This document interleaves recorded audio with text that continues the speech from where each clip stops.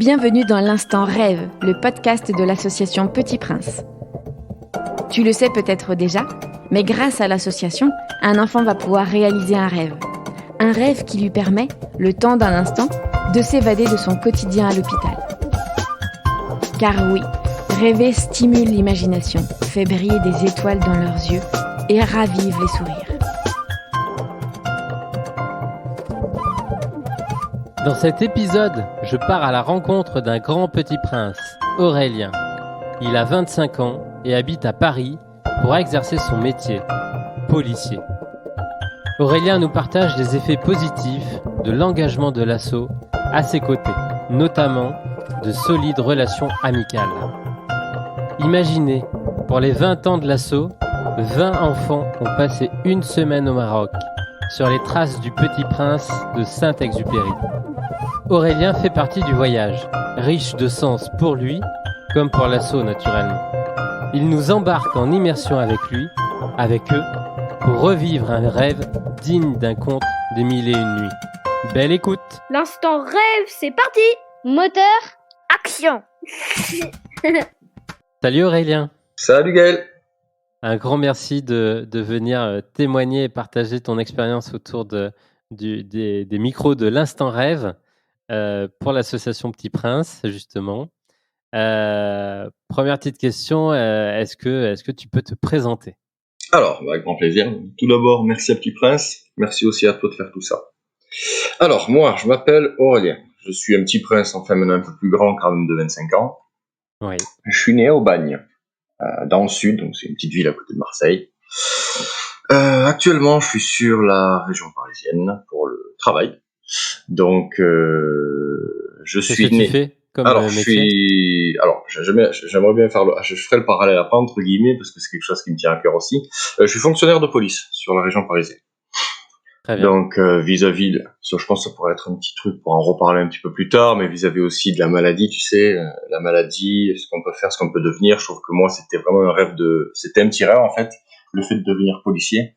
C'était un rêve d'enfant, tu sais, comme tu peux voir à la télé à l'époque, t'as certains enfants qui veulent devenir astronautes, d'autres vétérinaires, d'autres pompiers, puis d'autres comme moi, policiers. Et moi, c'était vraiment un rêve qui me tenait à cœur. Enfin, un rêve d'enfant. Ça s'est transformé en projet, puis après, ça s'est concrétisé quelques années plus tard. Et je t'avoue que j'en suis particulièrement fier. Tu as bien raison. Ouais. Et donc, ouais, je t'écoute. Et du coup, est-ce que tu peux nous recontextualiser le jour où le processus qui t'a fait découvrir l'association Petit Prince? Alors, le jour déjà clé et fondamental dans cette histoire, c'est le jour de ma naissance. Je suis né donc avec une maladie, ça s'appelle, attention aux oreilles, un cutis marmorata telangiectatica congenita. Donc à tes souhaits, c'est une maladie génétique rare. Oui. Et pour simplifier la chose, on va dire que c'est des angiomes. Et en fait, qui se caractérise en fait par des taches. Je simplifie, des taches au niveau de mon corps. Il peut y avoir aussi quelques ulcérations et atrophie aussi de la peau. Donc il faut savoir que quand je suis sorti du ventre de ma mère, j'étais entre guillemets tout violet. Donc c'était un petit peu le flou un petit peu partout. Donc j'ai été en couveuse, etc. J'ai eu quelques soucis liés vis-à-vis de ça, parce qu'il faut savoir que moi, vis-à-vis de ma maladie, on n'était pas énormément dans le monde à ma naissance. On était un peu plus de 300 cas découverts. Donc très rare. Ouais, exactement, très rare. Mais après, du coup, beaucoup d'examens, beaucoup de docteurs, etc. Bon, je pense que ça va parler à beaucoup de petits princes qui vont nous écouter, je pense, même à toi, je suis sûr aussi. Oui. Donc du coup voilà, donc j'ai grandi avec cette petite maladie qui était contraignante pour un enfant, mais qui n'était pas non plus forcément trop gênante, on va dire. J'ai toujours été dans l'optique de me dire, il y a beaucoup plus grave que moi. Et donc quoi qu'il en soit, moi ça m'a permis d'avoir une enfance relativement facile, une adolescence relativement facile. Donc c'est vrai que voilà, en plus ma mère a toujours été assez là pour moi, énormément là pour moi, pardon. Voilà, et donc c'est ma mère qui, par l'intermédiaire d'une amie, Oui. a entendu parler de l'association Petit Prince. donc qui réalisait les rêves des enfants malades. Donc du coup, moi j'étais encore assez jeune, parce que la première fois que j'ai rencontré la sauce, je devais avoir un peu moins une petite dizaine d'années. Et en fait, c'est ma mère qui m'a fait, entre guillemets, la surprise, et qui, un bon jour, est venue me voir et m'a dit, écoute Aurélien, j'ai découvert une association qui réalise les rêves des enfants malades. Pourquoi donc et ce premier rêve que tu vas pouvoir faire par l'intermédiaire de l'association Petit Prince, c'est nager avec les dauphins à Marine-et-Land. Donc, c'est toi qui avais fait cette demande, ou en tout cas qui l'avait exprimé plusieurs fois et naturellement à ta maman? Alors non, vis-à-vis de ça non, parce que moi c'est vrai que je connaissais pas du tout l'association Petit Prince, qui est normal, tu me diras à mon âge à l'époque. Oui. Et non, c'est ma mère, c'est vis-à-vis aussi des conseils des bénévoles de la sauce, qui ont dit que généralement c'est vrai que le fait de nager avec les dauphins c'est quelque chose d'assez magique, et qui se retrouve du coup dans beaucoup de premiers rêves, on va dire. Donc du coup, ils sont partis sur ce petit rêve-là, et qui au final n'est absolument pas un regret ou quoi que ce soit, parce qu'au final, on va dire qu'ils ont tapé juste. Donc du coup, voilà, je me suis retrouvé un beau jour à rencontrer un petit peu par téléphone une des bénévoles de l'association. Ouais. Et puis à l'issue, je me suis retrouvé un petit jour aussi à aller prendre le train avec ma maman en direction Marine-et-Land. Donc du coup, avec d'autres enfants malades, ce qui a été quelque chose d'assez important pour moi, et d'assez marquant, dans le sens où c'était la première fois que je rencontrais vraiment d'autres enfants malades. Donc tu vois, moi j'étais plutôt petit, je me disais souvent vis-à-vis de la maladie, je suis le seul. Voilà, exactement. Tu te dis, je suis le seul, purée, j'ai pourquoi, si j'ai pas de chance, purée, pourquoi ça tombe sur moi, etc. Pourquoi moi et pas un autre, en fait. Et donc du coup, ça m'a permis de rencontrer d'autres enfants malades, et aussi vis-à-vis ça m'a, comment on dit ça, même si j'étais relativement jeune, ça m'a donné une petite claque, dans le sens de me dire, j'ai vu d'autres enfants qui étaient beaucoup plus malades que moi, et je me suis dit, en fait, c'est vrai que je suis relativement chanceux dans un sens. Ça t'a permis de prendre du recul. Exactement, c'est ça, tu vois. Et je me suis dit, moi, ça va, j'ai la chance de pouvoir marcher, tu vois ce que je veux dire, de pouvoir marcher correctement, de pouvoir avoir une élocution correcte, on va dire, tu vois. Tout ça, et comparé à d'autres enfants qui avaient malheureusement peut-être pas forcément cette chance. Donc je me suis dit, bon, moi, je reste quand même un enfant malade, c'est sûr, mais comparé au malheur d'autres, j'ai su relativiser, j'ai su évoluer vis-à-vis de cette première étape. Et donc, tu peux revenir, tu peux te rappeler un petit peu de la chronologie, de la temporalité entre la surprise que te fait ta maman et le jour J. C'est ultra. Après, je te dis ça fait rapide. Ça fait 15 ans maintenant, mais comment dire, il y a toujours des trucs qui marquent. Et je sais que c'était ultra rapide. Il me semble que ça s'est joué en l'espace de 2-3 semaines, il me semble. Parce que c'était vraiment rapide. On va dire que j'avais pas non plus de contraintes, moi, tu sais, vis-à-vis peut-être à d'autres enfants malades. J'avais pas de contraintes de transport, de contraintes médicales. Donc, quoi qu'il en soit, moi, on avait juste techniquement à monter dans le train, et hop, direction Marine-et-Land, enfiler la combinaison, et pouf, plonger dans le bain avec Joséphine, le dauphin de l'époque. Et qu'est-ce que tu as ressenti, du coup, pendant ces quelques jours? Est-ce qu'il y avait une énergie, une attente, une excitation un peu particulière? Ouais, ça donne du peps. Pour une fois dans ma vie, entre guillemets, je me dis, j'ai de la chance. Ça m'arrive à moi, cette fois-ci. C'est pas une mauvaise chose qui m'arrive à moi, mais c'est vraiment une chose positive, une chose qui a l'air super et qui a l'air super excitante. Ça va m'arriver à moi, cette fois-ci.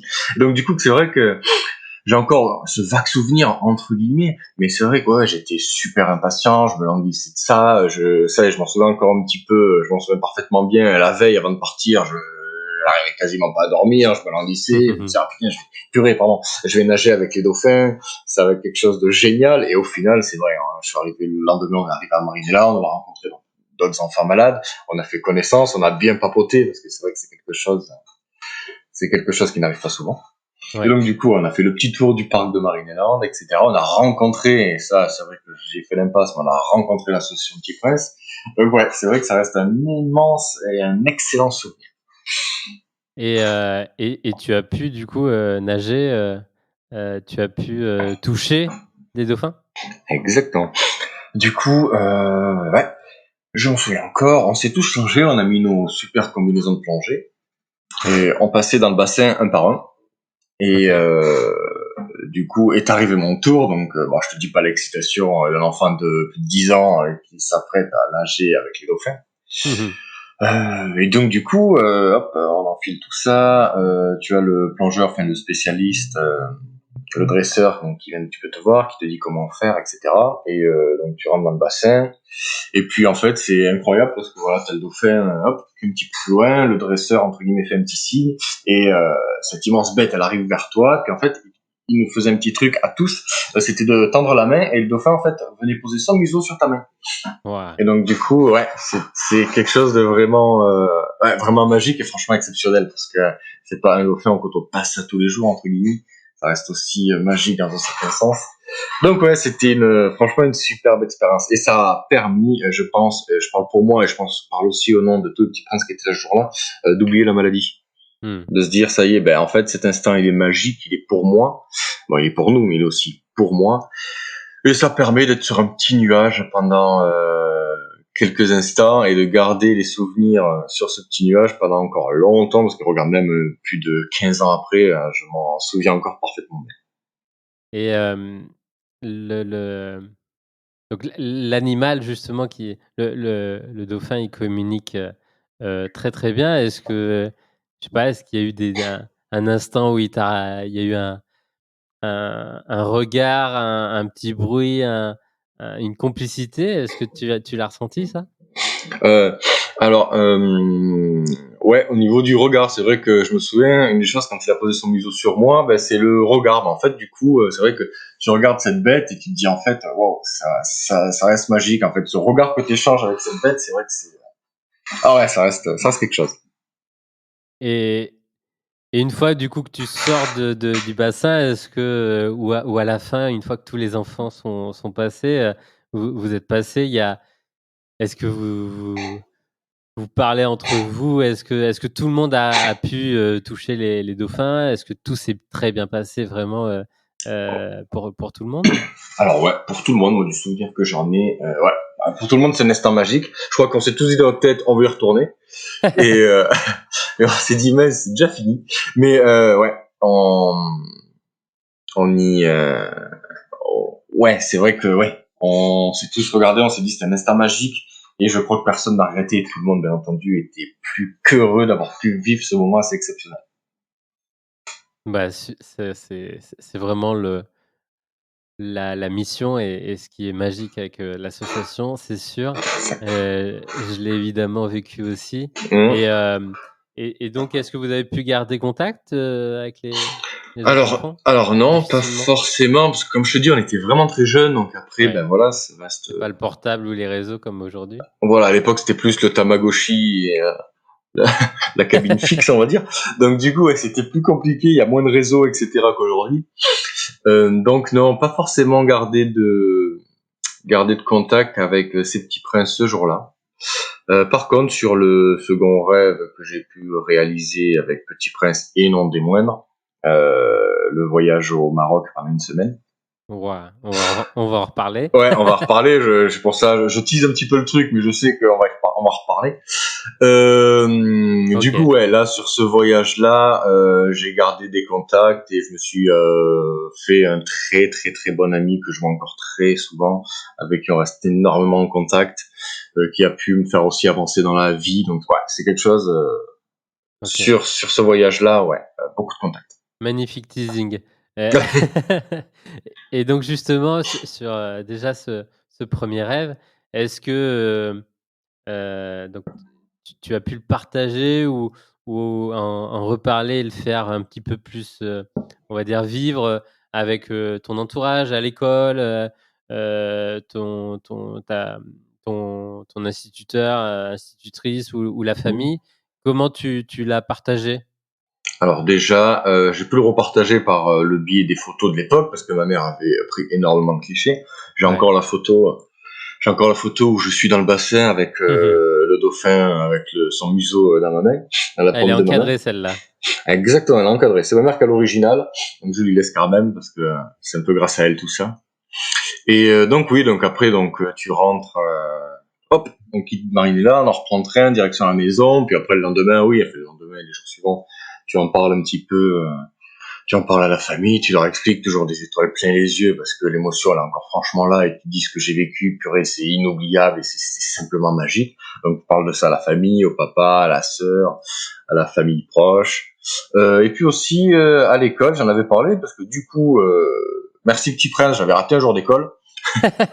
Du coup, j'ai eu une petite exemption et en fait, oui, tous mes petits copains de classe m'avaient fait en fait via l'intermédiaire de la maîtresse m'avait fait en fait un petit dessin, plein de petits dessins où j'étais moi en train de nager avec les dauphins, etc. Ça m'avait franchement touché à l'époque. Ces dessins, il me semble que je les ai encore aussi, c'est vrai. Et ouais, donc ils m'avaient tous fait ça, donc du coup ils me les avaient donnés en classe, donc le jour de mon retour, et puis j'avais pu un petit peu débriefer entre guillemets de ce que j'avais vécu avec les autres petits princes ce jour-là à Marienland. Ça aussi, c'est très valorisant et ça permet de partager, je pense, responsabiliser un petit peu tout le monde. Exactement, c'est quelque chose. Surtout quand t'es enfant, c'est vrai que quand tu restes enfant, que tu as une maladie, que t'es un petit peu différent des autres, tu sais, ben forcément, ça va attirer un petit peu, un peu des moqueries, de l'incompréhension, peut-être souvent de la peur aussi quand t'es malade et que les gens ne savent pas trop ce que tu as, surtout quand t'es jeune, tu vois. Donc c'est vrai que oui, ça permet de faire un petit break là-dedans. Bon, et donc on va s'y jeter sur le deuxième rêve. Est-ce que tu peux du coup là c'est une demande aussi. C'est un rêve groupé du coup et c'est une en gros c'est l'association qui t'a proposé d'y participer. Exactement. Alors ça remonte ensuite à quelques années plus tard. Honnêtement, je pourrais plus parce que moi vis-à-vis de ça, je suis vraiment une mémoire de poisson rouge. Je ne pourrais plus te dire combien de temps après et quel âge j'avais. Mais oui, quelques temps plus tard, ma mère... 3-4 ans plus tard. Ouais, quoi. à peu près, ouais. Ouais, ok. Du coup, quelques temps plus tard, ouais. ma mère est contactée par l'association. Donc moi, merci Petit Prince déjà. Après, comme je te dis, on pourra en parler peut-être plus tard, la suite au prochain épisode entre guillemets. Quand t'es jeune, tu vis l'instant présent. Donc du coup, je me suis rendu compte qu'avec le recul de ce que m'a apporté Petit Prince en fait. Je sais pas si tu vois ce que je veux dire. Et, je vois très très bien ce que tu veux dire. Voilà, donc on se comprend. Et du coup, au début, tu t'en rends pas compte, mais en fait, tu dis merci, encore une fois merci. Et c'est tout, ça s'arrête là entre guillemets. Pour toi, tu dis grâce à eux, j'ai vécu quelque chose d'exceptionnel. Je pensais pas pouvoir revivre une seconde chose d'exceptionnel. Et finalement, oui. Et je pense que c'est très caractéristique aussi de l'état d'esprit et de la perspective quand on est enfant malade. On est tellement concentré et souvent accaparé par des traitements et le quotidien qui peut être plus ou moins contraignant, que en fait, on prend le jour qui est là, on prend le rêve que l'on peut concrétiser, et puis on ne pense même pas qu'il peut y avoir d'autres choses qui puissent arriver, quoi. Exactement, c'est exactement ça. Et c'est vrai que c'est quelque chose, comme je te dis, on se comprend en fait. Ouais. Donc tu reçois, enfin ta maman reçoit une potentielle invitation. Ouais, donc j'ai pas les termes du contrat entre guillemets. Ouais. Je veux dire, c'est ma mère encore une fois qui avait reçu l'appel. Je crois que c'était Dominique qui avait appelé pour ça, il me semble. Je sais plus, je pourrais pas te dire de bêtises. Donc du coup voilà, donc comme je te dis, la nage avec les dauphins, c'est terminé, un souvenir superbe, retour à la vie normale, la vie d'enfant malade. Puis quelques temps plus tard, ma mère qui vient me parler et qui vient de me dire, écoute, l'association Petit Prince m'a contacté, ils sont en train d'organiser un voyage avec plusieurs enfants malades, 20 enfants malades, au Maroc, sur les traces du coup du Petit Prince, Antoine de Saint-Exupéry. Ah ok. Donc, Super, lui il était magnifique. 20 enfants, waouh. 20 enfants malades, ouais. Donc c'était un projet énorme. Et donc du coup... Là tu as eu plus de temps pour du coup peut-être participer à la préparation ou entre l'annonce et oui, là, ouais, il y a le jour J, quoi. C'est ça, là, il y avait beaucoup plus de temps parce que du coup, ils ont dû, eux, déjà, faire en sorte que, donc c'était pour les 20 ans de l'association. Oui. Ils ont dû, eux, faire en sorte, bien entendu, sur les 20 enfants malades, de pouvoir gérer un petit peu la partie qui est non des moindres, la partie logistique et surtout la partie enfants malades, parce qu'on n'avait pas tous les mêmes pathologies. Donc ça a nécessité, et je pense qu'ils doivent encore s'en souvenir, je pense que pour eux, ça a nécessité quelques temps de préparation. Donc quand ils nous l'ont dit, c'est vrai que voilà, j'avais été, entre guillemets, choisi par Petit Prince. Donc moi, je savais que j'allais partir, je savais pas ce que j'allais vivre, parce que bon, ce qu'on a vécu, c'était magique. Ouais. Et du coup, oui, ma mère me parlait de ça. Je peux pas te dire combien de temps après. Je crois que ça s'est joué en l'espace de quelques petits mois, rapidement. Donc du coup, tu as la partie en fait préparation où tu vas à Decathlon ou à dans n'importe quelle autre enseigne de sport sans faire de pub. Voilà. Sur la liste enseigne sportive où tu vas en fait choisir un petit peu, parce que Petit Prince m'avait envoyé des affaires où tu vas un petit peu aussi choisir 2-3 équipements pour partir barouder dans le désert marocain. C'est plus intéressant que fin août faire la liste des cahiers et des crayons. Oh oui, oh là là, oui, ça c'est sûr. Oh là là, c'est vrai que c'est de suite plus intéressant. Là, on s'y intéresse, on va dire. Et donc du coup, voilà, on a cet aspect préparation là. On a eu quand même, si je me souviens bien, on a eu 1 à 2 fois un petit peu les béné de l'association au téléphone pour nous expliquer un petit peu, pour rassurer la maman. Tu te doutes bien qu'une semaine sans son fils, etc. Et je pense que les 19 autres mamans qui étaient présentes ce jour-là, 19 autres parents, pardon, c'était un petit peu pareil. La première fois, elle était avec toi et là. Exactement. Là, la seconde fois, c'était, en plus, moi, c'était la première fois que je partais seul, entre guillemets. Donc, c'était une toute première que je partais tout seul, aussi loin, surtout dans un autre pays. C'était la première fois que je voyageais à l'étranger. Ouais. Donc du coup, tu as les démarches administratives avec le passeport, les achats, etc., la préparation, parce que nous avait envoyé quelques brochures, etc. Petit Tout ça fait monter la sauce. Exactement. Et alors, déjà que tu te dis, nager avec les dauphins, j'ai pas réussi à dormir pendant quelques jours avant. Alors là, tu te dis, un voyage d'1 semaine au Maroc avec d'autres enfants malades. Alors je te laisse. Je vais pas parler de surenchère parce que chaque rêve est aussi magique que l'autre. Mais c'est vrai que celui-là, il était particulièrement exceptionnel. Et donc du coup, voilà, arrive le jour du départ. Donc cette fois-ci, et encore une fois, merci Petit Prince, parce que c'est vrai que c'était quelque chose d'exceptionnel. Ça aussi, j'ai vécu un petit rêve dans ce grand rêve. On arrive à l'aéroport à Marseille. Donc à l'aéroport de Marseille, on rentre avec ma mère dans l'avion. Bon, la première fois que je prenais l'avion, donc j'avais un peu les chocottes. On est accueilli par un steward qui nous dit Aurélien, Corinne. On dit oui, c'est nous. Qu'est-ce qui se passe? Et il nous dit écoutez, on sait que voilà vous montez à Paris pour réaliser un rêve.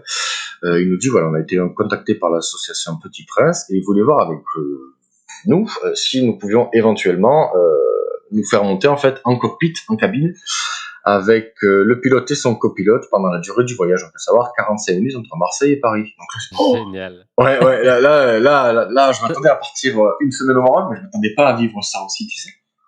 Ça, je partage évidemment ce souvenir parce que je l'ai vécu aussi plusieurs fois et c'était mon premier rêve, moi, c'était d'être dans le cockpit et de voler pour la première fois. Donc, je sais que l'association a des liens très forts avec beaucoup de pilotes, beaucoup de personnel collaborateurs d'Air France. Donc, je comprends et je partage cette émotion, cette excitation, ce souvenir. Et puis tu te dis, déjà que Petit Prince, ils font quelque chose d'exceptionnel pour moi, ils arrivent encore à te redonner quelque chose d'encore plus exceptionnel. C'est ça, et tu dis, en fait, là, vraiment, t'as l'impression d'être le centre du monde, en fait. C'est bizarre à dire. Et tu dis, waouh, j'ai de la chance.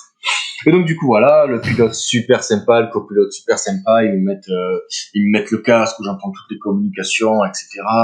Ils nous demandent aussi si on veut un petit peu manger un petit bout sur leur panier, etc. Donc on leur dit non.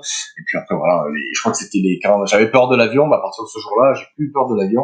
Je crois que ça a été les 45 minutes les plus rapides de ma vie, parce qu'on a eu la chance, en fonction des conditions météo, pardon. En fonction des conditions météorologiques, il nous avait dit peut-être que pour l'atterrissage, vous serez pas en cabine. On concentrer les pilotes, etc. On avait dit c'est tout à fait normal. Donc on avait vécu le décollage, tout le voyage où tu parles un petit peu avec le pilote, etc. Le copilote, ça reste assez je m'en souviens encore. En fait, t'es dans les étoiles, là, on va dire, entre guillemets, hein. T'es dans les airs, dans les cieux, donc c'est super joli, c'est super impressionnant, c'est tout ce qu'il y a dedans. Ça reste impressionnant. Et puis du coup, pour l'atterrissage, par chance, il faisait beau temps sur Paris, donc c'était quand même relativement rare. Il faisait beau, il pleuvait pas. On entend le sud. Donc du coup, par chance, on a pu rester en cabine pour l'atterrissage aussi. Génial. Donc du coup, ouais, voilà. Comment dire, c'était un teaser de ce qu'elle est. C'est ça, un rêve dans un rêve. Et tu dis, purée, mais Petit Prince, ils ont cette faculté à te surprendre et qui est honnêtement qui est terrible. Et c'est pour ça d'ailleurs qu'aujourd'hui je fais ça aussi, c'est parce que j'ai envie de leur rendre un petit peu la monnaie de leur pièce, même si c'est honnêtement impossible. Parce que sur le plan émotionnel, surtout sur le plan émotionnel, ils m'ont fait grandir, mais d'une façon, d'une manière, mais que je pourrais même pas décrire. Et puis aussi, c'est vrai que tous les jours, je me dis comment je pourrais leur rendre l'appareil. Donc c'est vrai que là, c'est un premier début. Donc ouais, c'est génial. Et donc du coup, on arrive. Et donc tu retrouves donc l'ensemble des bénévoles. Je pense qu'il y avait pas mal de personnes et surtout les 19 camarades. Exactement, c'est ça. On arrive. J'arrive, on atterrit, on vient nous chercher. On arrive en fait dans une salle. Je pourrais plus te dire l'endroit, bien entendu. On arrive dans une salle, une espèce de petite salle de réunion, en fait, où disposé de chaises et puis en fait où tous les petits princes commencent à rentrer. Donc on se regarde tous, le sourire jusqu'aux oreilles. Domi arrive, les autres bénévoles arrivent et commence un petit peu cette petite sorte de briefing où on nous dit présentez-vous, on se présente un petit peu tour à tour, on nous explique un petit peu comment ça va se passer, qu'est-ce qu'on va faire pendant cette petite semaine, où on va relativement aller, ce qui va se passer. Donc on est tous aux anges. Il y a ça, donc après il y a le repas où on reste quand même un petit peu en famille, on commence quand même un petit peu à dialoguer, à échanger avec les autres petits princes, où moi je commence déjà à me trouver 2-3 compagnons de vadrouille. Donc du coup à sympathiser, c'est à ça, trouver les points communs. C'est ça. Et bizarrement, t'as jamais eu autant de facilité de parler de ma maladie que ce jour-là, tu vois. Parce que t'es avec d'autres enfants malades et tu te dis toi t'as quoi et tout, me manger ça. Et du coup ça faisait bizarre aussi parce que justement on a eu cette facilité à pouvoir parler de nos pathologies. Et au final, ça, généralement, tu sais, quand t'es jeune, etc., tu parles de ça te fait mal, t'as peur de la réaction des autres, du regard des autres. Et là, c'est vrai que, au final, t'avais peur de rien, de pas être jugé, rien du tout. T'étais entre enfants malades, en fait. Et c'est vrai que je pense que c'est un sentiment, et c'est quelque chose que tu peux ressentir qu'avec d'autres enfants malades. Et donc, du coup, voilà, le soir, on mange, etc. Le lendemain vient le jour du départ, donc, des adieux, les au revoir aux parents, les derniers briefings, etc. Je crois que ce jour-là, tous les enfants, on attendait qu'une chose, c'était de partir, donc on a un peu tous zappé nos parents. Moi, je me souviens de ma mère qui pleurait un petit peu. Moi, je fais, maman, il faut que j'y aille, on va être en retard. Donc, du coup, je pense que j'ai un rendez-vous, là, important. C'est ça, c'est ça. Là, c'est, laisse-nous partir, t'inquiète pas, voilà. Donc, c'était quelque chose. Donc, du coup, voilà, donc on monte dans l'avion, 2 heures ou 3 heures de vol, je sais plus. 2 heures ou 3 heures de vol, donc on est assis avec des petits princes, donc moi j'étais avec Maxime, il me semble, Petit Prince, et Nora. Il me semble que j'étais avec eux, donc du coup c'est par 3. On décolle, hop, le voyage se passe super bien, on commence à parler, on fait les rencontres, les bénévoles un petit peu viennent nous voir, et puis voilà, arrive le moment, 3 heures de vol après, où on atterrit au Maroc. Je m'en souviendrai toujours, c'est l'air chaud, tu sais, quand tu descends. Quand tu descends, là, c'est l'air chaud. Le climat qui change. Ouais, c'est ça, le climat qui change. L'air chaud, donc on descend tous avec notre petit sac à dos, le Petit Prince nous avait fait faire des petites vestes, un petit peu qui ressemblent à des vestes de pêcheurs, et j'ai encore cette veste, il y avait nos noms dessus. Wow. Donc du coup, le branding. C'est ça. Donc il y avait Petit Prince avec moi, mon nom Aurélien, et puis tu sais, c'était un petit peu à la Indiana Jones, où t'avais toutes les petites poches où tu pouvais mettre plein de trucs, tu sais. On était surchargés. Toi, c'est la première uniforme que t'as. Ouais, c'est ça. C'est mon premier uniforme, et ça restera le plus mémorable, c'est l'uniforme Petit Prince, quoi. Ça, c'était génial. Et donc, du coup, voilà. Et puis, à partir de ce moment-là, on a vécu. Quel a été le programme magique qui avait été, du coup, préparé. Alors je pourrais non plus te parler des villes, dans les grandes lignes, hein. Dans les grandes lignes, voilà, on a visité des villes, on a visité des marchés, on est allé dans le désert pour dormir dans le désert entre guillemets, dans des Touaregs là, tu sais. Ah ouais. Ça, on n'a pas pu le faire parce que justement, et je crois que ça, sans en parler à Domi, mais je pense il y avait eu beaucoup de vent, il y avait une tempête de sable énorme, donc on mangeait du sable dans la tête, c'était quelque chose de fou. Mais nous, on était contents. Les bénévoles, Domi, tout ça, ça se voyait qu'ils étaient un petit peu dégoûtés, tu sais, parce qu'ils pouvaient pas réaliser. Un petit peu stressés de mince, comment on va faire ça, comment ça va se passer. Et au final, nous, on était heureux, en fait, parce qu'au final, on est reparti un petit peu plus loin dans une espèce de restaurant, etc., le temps que la tempête se calme. Et puis au final, on est parti autre part. Donc on a eu ça, on est allé dans une oasis, on a visité des décors, des paysages qui sont tout simplement magnifiques. J'ai le souvenir de monter sur une espèce de montagne, que les 4x4 s'arrêtaient, descendre, et en fait tu as la vue sur toute la vallée. Donc tu as le sable, tu as les oasis, c'était magnifique. Vous avez vu des chameaux dromadaires? Chameaux. Ouais, on a vu des chameaux. Ouais, mais du coup on a fait du chameau dromadaire, je sais plus, me faire engueuler si j'ai plus c'était. Je crois que chameau il a deux bosses. Chameau deux bosses, en même temps entre les deux bosses. Chameau, c'est bon, Domi m'engueule pas. Et du coup, ouais, on a fait du chameau. Qu'est-ce qu'on a fait d'autre? Après, on a dormi aussi dans des petites casbattes, tu sais, en argile, là. Ouais, en terre. Terre c'est séchée, ça, en terre séchée, donc ça toute nuit. Le matin, par exemple, je me souviens le matin, on s'est levé. Ça aussi, c'était une nuit un peu à l'ancienne, tu sais, on était sur de la paille un petit peu, mais c'était génial. Je crois que j'ai jamais aussi bien dormi de ma vie. Après, on est monté sur les dunes de sable, on descendait, on dévalait les dunes de sable, etc. Donc, c'était quelque chose de magique. C'est un moment c'est vraiment un moment, et dans tous ces moments-là que je t'ai raconté, t'as vraiment aussi la fusion qu'il y a eu entre tous les petits princes. On était vraiment à part, on était vraiment ailleurs, et où franchement, pendant cette semaine, à part 2-3 problèmes légers de santé de 2-3 petits princes, où on a vraiment tous oublié notre maladie. C'était quelque chose de sensationnel, de magique. Après, du coup, qu'est-ce qu'on a eu d'autre? On a visité des petits marchés. Est-ce qu'à un moment, je sais pas, c'était sûrement naturel, mais il a fallu un petit peu d'entraide entre vous pour pas marcher dans le sable, tout le monde. Alors ça bizarrement, ça s'est fait automatiquement. Automatiquement, en fait. Je veux dire, j'arrivais. Moi, j'ai très bon pote Maxime, qui écoutera sûrement ce truc, donc je lui fais un gros bisou, si tu me le permets, qui avait quelques soucis vis-à-vis de sa maladie, un problème de motricité, et je me souviens qu'on avait l'habitude de l'aider à descendre, etc., même s'il était franchement très débrouillard, quoi qu'il en soit. Pareil, on avait Elodie qui était malade elle aussi, donc des fois il fallait un petit peu l'aider, donc nous on le faisait en même temps que les bénévoles, tu sais, mais il y avait cette forme d'entraide, mais qui était vraiment naturelle. C'est un non-sujet, évidemment. Voilà, c'est quelque chose qui est naturel, que tu fais, parce que moi, honnêtement, sur cette semaine-là, et outre le voyage avec le dauphin, la nage avec le dauphin, pardon, c'est vraiment une semaine où je me suis senti normal, et même plus que normal, privilégié dans un sens, parce que c'était quelque chose qui était tellement magique, et j'en garde encore des souvenirs, et c'est bien souvent que je repense à mon voyage au Maroc, quand je parle aux copains, quand je parle des fois, notamment à Maxime ou avec d'autres petits princes avec qui je peux avoir quelques fois encore un petit peu en contact. Donc ouais, c'était quelque chose d'exceptionnel, honnêtement. On l'entend et moi j'ai des frissons à t'entendre justement. Oh, j'ai des frissons à en reparler, tu vois, c'est vrai que.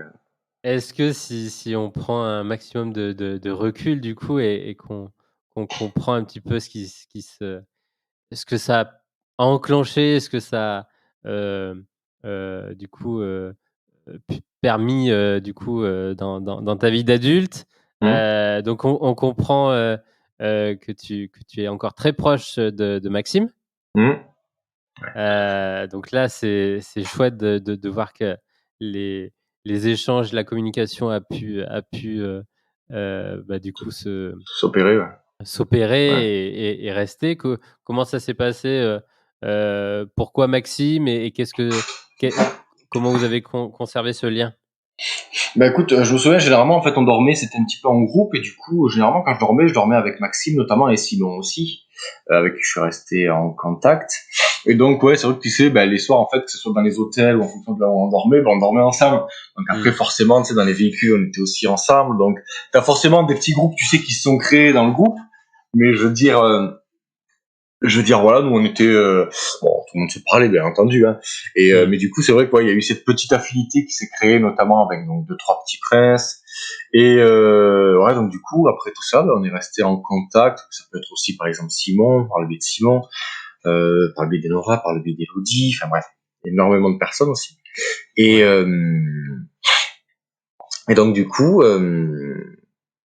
Ouais, c'est ça, on est resté en contact naturellement en fait, et du coup ça fait des années, et en fait voilà, notamment moi je prends l'exemple de Maxime, où c'est vrai qu'on est resté très proche, c'est celui que je vois le plus souvent. Je vais souvent chez lui, il vient de temps en temps à la maison, tu vois, on se voit très souvent, on s'appelle souvent, ça s'appelle aussi, donc c'est quelque chose, tu sais, qui reste un petit peu fusionnel, je trouve, tu vois. J'ai l'habitude de dire que t'es loin des yeux. Ton frère. Ouais, voilà, honnêtement, ouais, c'est dans cette optique-là, tu sais. Et je dis souvent loin des yeux, près du cœur, parce que on a une façon de voir les choses, dans le sens où c'est pas parce qu'on va s'appeler, tu sais, tous les jours, etc. Moi, j'ai beaucoup d'amis proches à moi à qui je ne parle pas forcément très souvent tous les jours, tu vois, mais à qui juste un petit coup de téléphone, un petit SMS de temps en temps, ça nous suffit, parce que tu racontes ta vie, etc., ce qui s'est passé, tu prévois un truc. Donc, du coup, c'est cette relation-là qu'on a avec Maxime, et c'est ce qu'on se dit souvent tous les deux, c'est que, ben voilà, en fait, on peut ne pas se parler peut-être pendant 2 mois, mais dès qu'on va se rappeler, ben on va redéconner, on va rigoler, on va se raconter tout ce qu'on a raté, entre guillemets. Donc ouais, voilà, c'est vraiment ces relations-là propres à les relations d'enfants malades. Tu te comprends en fait. Et qu'est-ce que cette relation et cette du coup rencontre a pu t'apporter d'autre? Tu en as parlé un tout petit peu tout à l'heure. Du coup, dans peut-être une évolution et des choix, des décisions que tu as dû faire? Alors, ouais, bon, t'as les copains, donc je parle moi, j'ai les copains les copains moi, j'avais dans ma vie moi, et puis j'avais mes copains aussi, je me suis fait grâce à l'association Petit Prince, et puis même grâce à Petit Prince, actuellement même. Tu parles de mon avenir, de mon évolution professionnelle surtout, ouais. Ok. Et donc du coup, ça, tu vois, ça restera ma corde sensible, on va dire, dans le sens où depuis que j'étais petit, tu sais, on me disait souvent, tous les médecins que j'ai vus, attention, vous pourrez pas faire ce que vous voulez, attention à ne pas vous prendre de coups, attention, parce que si vous vous ouvrez sur une de ces tâches, on sait pas si on va pouvoir faire cicatriser la plaie, faites attention, enfin, tu sais, et puis derrière, ta mère, ton père qui viennent et qui te couvrent, mais c'est quelque chose qui est tout à fait normal, et qui, encore une fois, je l'ai remercié à ce jour-là, mais à l'époque, tu le vis mal, je sais pas si tu vois ce que je veux dire, parce que tu peux pas faire forcément tout ce que les autres enfants font, et donc du coup, déjà que tu te sens un petit peu à l'écart vis-à-vis de ta maladie, tu te sens encore plus écarté, et ça fait mal, c'est vrai, mais ça, tu le comprends quelques années après, je pense, avec l'âge, où tu te dis au final, ils ont fait une bonne chose, mes parents ont très très bien agi, ont très très bien protégé, donc du coup, tu prends un certain recul. Et donc du coup, voilà, comme je te disais, moi j'avais ce rêve d'enfant, c'était de devenir policier. Donc quand je dis ça, ça remonte à l'époque. Donc c'était plutôt un objectif que tu gardais un peu secret, parce que du coup, Alors non, je m'en suis jamais caché, tu vois. Je disais toujours, j'adorerais être policier, etc. Alors je te prends l'exemple de base, un des exemples de base, et ça paraît idiot, mais je me dis, c'était avec mon papa le dimanche midi, on regardait Walker Texas Ranger. Tu sais, avec le poulet frites. Et donc du coup, je regardais ça, et moi j'avais quel âge, je devais avoir 8 ans, 10 ans, et je me dis, ah purée, j'ai envie d'être comme Walker Texas Ranger, je veux devenir policier. Et puis après, quand t'es petit, tu sais, t'as aussi l'admiration quand tu vois une voiture de pompier, une voiture de police passer, tu te dis, oh, c'est trop bien le Giro, etc. Je veux être dans la voiture plus tard, je veux devenir comme ça. Et donc du coup, voilà, j'avais vraiment cet objectif de vie, et vraiment, à l'époque, c'était vraiment stade de rêve, tu sais. Ouais. Et donc, plus tu grandis, etc., plus tu dois faire des choix au niveau privé, mais surtout professionnel, dans le sens où tu dois choisir ton orientation, etc. Donc moi, j'avais la chance d'avoir un membre éloigné de ma famille qui était policier et qui m'avait dit un petit peu qu'est-ce que je devais faire, ce que je devais réviser, etc. Donc j'ai vraiment commencé à me lancer dans cet objectif de rentrer dans la police. Donc vraiment, du rêve, c'est passé à l'état de projet, tu sais. Et faisais gaffe quand même, parce que j'avais quand même certains de mes médecins qui me disaient faites attention, je suis pas sûr, parce que tu sais, on a une visite médicale à l'entrée. Faites attention, c'est pas sûr que vous puissiez rentrer, etc. Tatati tatata. Et puis pareil, les proches qui me disaient mais attention, tu devrais peut-être réfléchir à faire quelque chose d'autre. On sait jamais, mais tu devrais. Mais je disais non, c'est mon rêve. Non. Je veux être policier. Ce n'est pas une option. Ce n'est pas une option. Laissez-moi être policier. Et donc du coup, laissez-moi porter, mon chapeau de Walker Texas Ranger. Bon, au final, c'est pas du tout le cas, mais Et du coup, tu as persévéré, t'as quand même. J'ai persévéré. Arrivé donc l'époque du collège, ça allait beaucoup mieux déjà dans ma vie. Enfin, dans ma vie, je commençais à grandir, à mûrir. Tout l'aspect un petit peu négatif de la maladie que j'ai pas forcément envie d'aborder là parce que c'est pas le terme, il faut faire rougir le bonheur, etc. Mais tu sais, tout ce qui peut être moquerie, etc. Tout ça commençait à s'effacer dans le sens où même les enfants eux-mêmes devenaient plus grands, ils mûrissaient, etc. Et donc cette problématique-là s'est totalement effacée quand je suis rentré au lycée. Parce que là, au final, t'es grand, je veux dire, et cette problématique-là n'existe plus. Et donc, du coup, arrive au lycée, ma classe de seconde, je m'oriente vers un baccalauréat littéraire, parce que justement, on m'avait dit que ça serait une bonne chose, d'avoir un bon parler, d'avoir un bon écrit, tu vois, d'avoir une bonne élocution en général. Donc, c'est ce que j'ai fait. Littéraire, etc. Je prends mon bac avec mention et tout, j'étais super content, tu sais. Bravo. Ouais, merci. Et puis, du coup, arrive la fois où au final j'avais parlé quand même à 2-3 médecins et qui commençaient à me dire non écoutez ça peut le faire en fait, tu vois ce que je veux dire, mais il a dit quoi qu'il en soit ça commence, mais quoi qu'il en soit ils m'ont toujours dit ce sera le médecin chef de la police nationale qui décidera de votre sort, tu vois. Je dis bon ok voilà. Et du coup voilà, donc je sors du bac, j'avais 2 mois pour me préparer, il y avait un concours donc de gardien de la paix qui en fait qui était que je voulais présenter. Donc hop, je révisais un petit peu, mais tu sais c'est entre le bac donc j'avais pas forcément eu le temps de réviser, surtout que c'était l'été donc à Marseille à la piscine, tu vois. Ouais voilà, c'est peu compliqué, surtout que tu sors du bac, t'as envie de fêter ça, mais bon. Ouais. Et donc du coup voilà, je prépare tout ça. Bon après malheureusement voilà, la première fois je le rate le concours.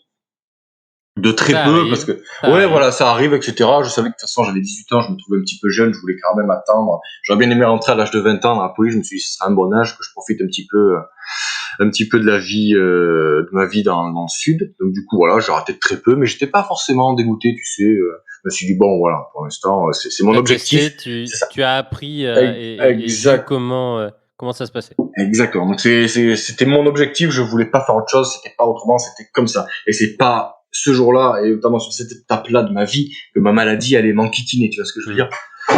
Donc du coup voilà, j'ai fait quelques temps, j'ai travaillé un petit peu à droite à gauche, tu sais, ben voilà, pour me faire un petit pécule, etc. Puis après est arrivé le temps où j'ai passé un concours de contractuel dans la police que j'ai pu exercer sur Marseille pendant 2 ans. Et en fait, je savais que si je réussissais ce concours-là, pour le concours ensuite, le second concours, en gros, gardien de la paix, parce que moi je voulais aller sur Paris, en soit c'était une évidence, je savais que quoi qu'il en soit, si j'arrivais à rentrer dans la police à ce moment-là, je n'aurais pas de souci pour le second concours, tu vois. Parce que l'autre c'était un examen, un examen pour être contractuel entre guillemets en CDD. Et bon, je rentre pas dans les détails parce que c'est compliqué. Donc du coup voilà, arrive ce moment où ben voilà, je fais l'écrit, je réussis l'écrit, je fais le sport, je réussis le sport, je fais l'oral, je réussis l'oral. Parfait. Mais arrive quand même le moment où dans ta tête tu dis bon, la visite médicale, c'est ce qui va me faire le plus peur. Et là, je me dis quand même, là, ça va être soit ça va être quelque chose de génial, ça va être en fait ce que je voulais faire, c'était mon projet va se réaliser, soit mon projet va entre guillemets s'effondrer, tu vois ce que je veux dire. Et soit du coup dans un certain sens, j'aurais laissé la maladie gagner, soit j'aurais combattu jusqu'au bout ma maladie dans un sens, et puis je serais allé par-dessus tout ça et j'aurais pu faire ce que je voulais. Donc du coup, arrive voilà, je suis allé voir 2-3 médecins. Entre autres, dans le privé, donc, qui ne voyaient pas forcément non plus d'inconvénients.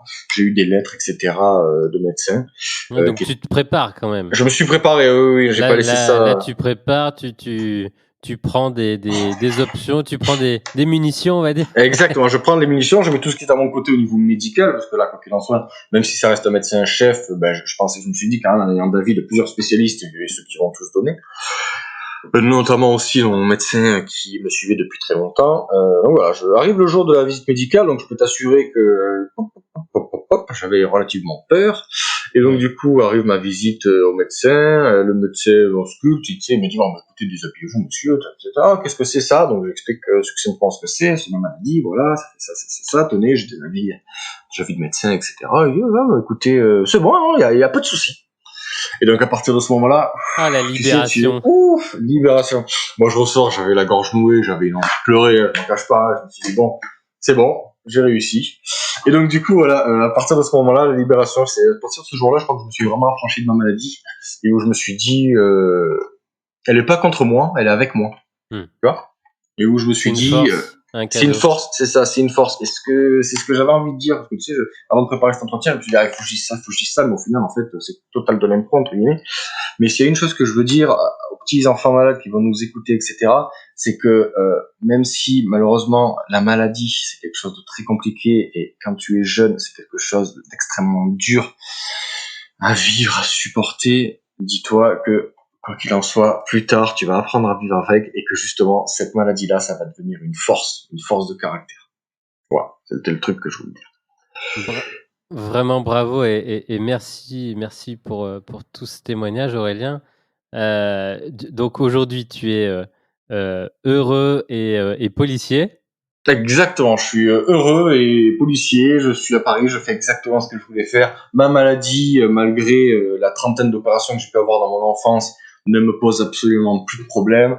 Moi, moi c'est juste physique, on va dire, c'est juste au niveau, comment dire, au niveau du corps, je veux dire, c'est visible. J'ai quand j'étais petit, j'avais plus de difficultés à me déshabiller quand j'allais à la plage, par exemple, tu vois, donc c'était plus compliqué, j'avais une combinaison. Maintenant, je peux t'assurer que quand je vais à la plage l'été, je m'en fiche, tu vois. Je vis avec. En fait, maintenant, elle fait partie de moi. Tout ce processus, et notamment, et je pense que ça a été quelque chose de fondamental, quelque chose d'important, et ça a été quelque chose de crucial. C'est ma rencontre avec Petit Prince, dans le sens où ça m'a permis de rencontrer des enfants malades. Ça m'a permis d'en parler avec eux, de parler de ce qu'on pouvait vivre et de se rendre compte que tout ce qu'on vivait, en fait, tout ce qu'on vivait personnellement, on le vivait en groupe, en fait. Ce que j'ai pu vivre, d'autres enfants malades l'ont vécu, donc à des stades plus ou moins importants, tu vois, à des degrés de maladie. Pas isolé. Voilà, je n'étais pas isolé, en fait. C'est surtout ça qu'il faut retenir de ma rencontre avec Petit Prince, c'est que en fait, ils m'ont permis de me rendre compte que je n'étais pas seul.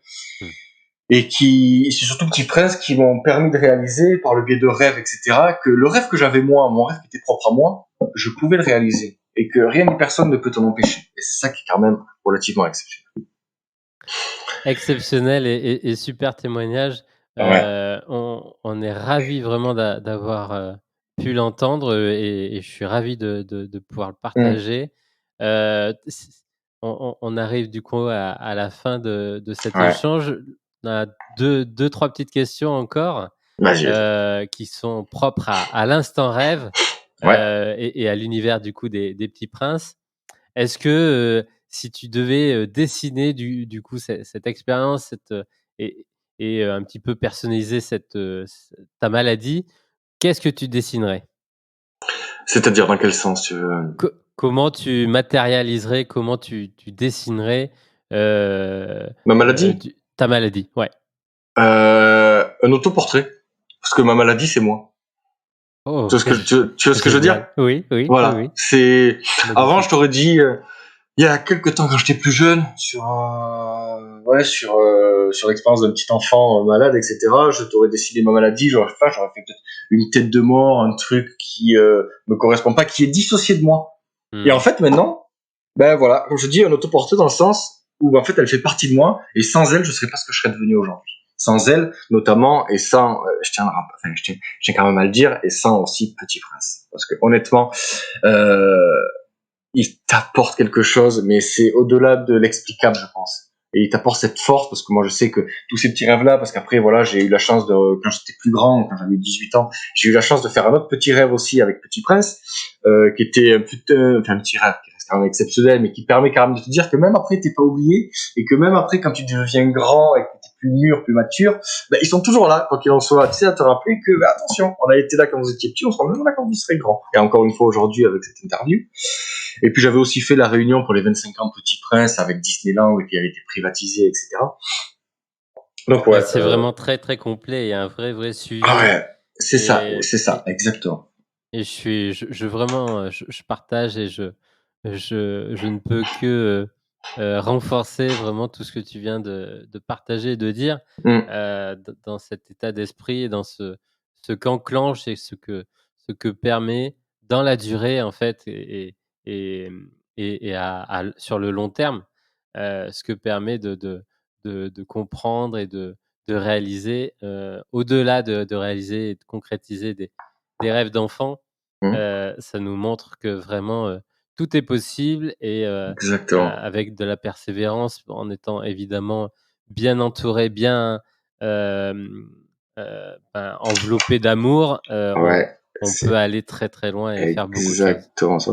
S'il y a un truc que j'aimerais dire aux petits enfants malades qui vont nous écouter, etc., ne lâchez rien, croyez en ce que vous rêvez, et comme on dit, à cœur vaillant, rien d'impossible.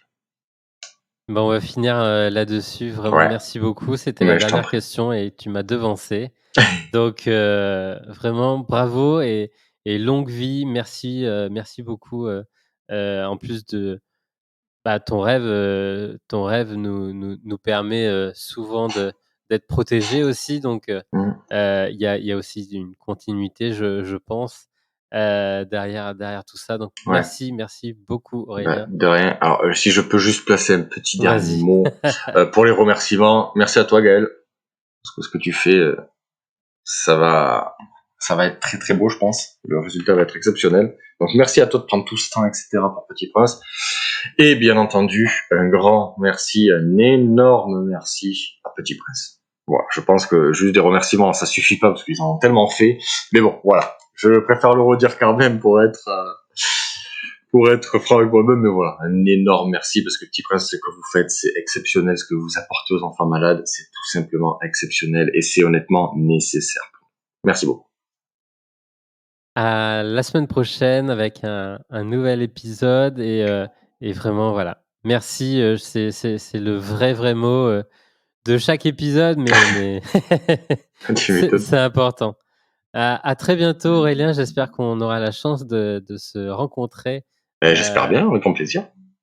Quand à un moment autour d'une rencontre autour de l'Instant Rêve et de l'association. Merci beaucoup. Écoute, je suis disponible avec grand plaisir. Je t'en prie, merci à toi. Et maintenant, c'est l'Instant Rigolo.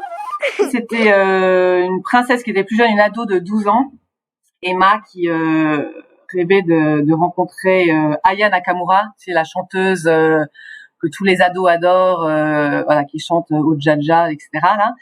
Et du coup, on avait organisé ça, c'était une surprise, aller à son concert et à la rencontrer dans les coulisses.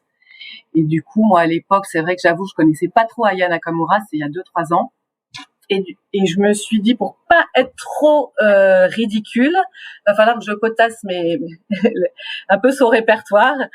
Et du coup, comme j'ai une fille qui est du même âge que la princesse Emma, pendant tout un trajet de voiture pour partir en vacances, on avait 5 heures. Ma fille était avec une de ses copines. On s'est mis Aya Nakamura dans la voiture pendant 5 heures. Et donc, j'ai répété. Donc, on a fait tout son répertoire. Et donc, après, je savais, mais toutes les chansons pour pas être trop ridicules avec Emma. Et donc, tu vois, c'est des Jaja. Enfin, bref, c'est des trucs que je connaissais pas trop. Et ce qui était drôle, c'est qu'il y avait la fille la copine de ma fille qui était là, mais ta maman c'est trop cool et son boulot c'est trop cool, etc. Et donc voilà. Et quand je suis arrivée au concert, heureusement c'était sympa parce que du coup je connaissais toutes les paroles et du coup avec Emma voilà, j'étais pas trop ridicule et quand on voyait le délire c'est surtout des jeunes ados, c'était sympa d'avoir bossé ça et voilà. Mais c'était surtout totalement raccord. Exactement. Mais c'est vrai que je me souviens vraiment de ce trajet pendant 5 heures. À écouter toutes ces chansons que je n'aurais pas forcément écoutées au départ, mais finalement j'aime bien. Donc voilà, c'était ça. Super, merci beaucoup Laetitia. Un très grand merci à vous d'avoir écouté cet épisode. On se retrouve dans 15 jours pour un nouveau témoignage de l'Instant Rêve. Rassurez-vous, 15 jours ça passe très vite. D'ici là, il y a de très beaux rêves à préparer. Pour soutenir et diffuser ce bel arc-en-ciel, envoyez-nous une pluie d'étoiles et un commentaire sur Apple Podcast.